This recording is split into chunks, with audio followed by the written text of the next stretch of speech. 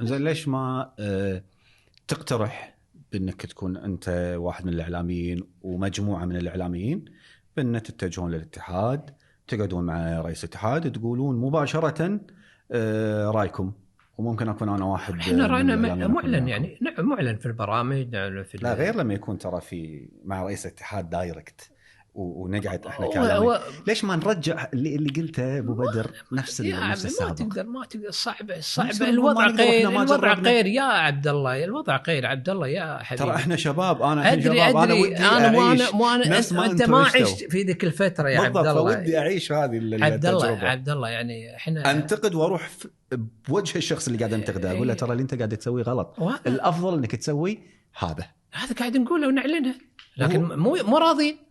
لا هو قال لنا باب مفتوح، خل نروح. ادري هذا الحكي من البدايه، هذا بدايه. لا الحين انا اتكلم عن الحين، انا ما اشوف في البدايه. انا مستعد اروح وياك. هذا هو اللي قاعد اقول لك اياه، في بعض البرامج الرياضيه يعني سبب له قلق، وبالتالي يعني احنا مرتبطين. يعني احنا البرنامج اللوبي لما تعرض لازمته مع اتحاد كره القدم وعدم السماح للكاميرات وعدم صدور هويات، نعم. يعني احنا اعترضنا كاعلاميين على شيء، لكن للاسف وهذا اللي قلته، كل الصحافه الرياضيه، كل البرامج الرياضيه ولو وقفوا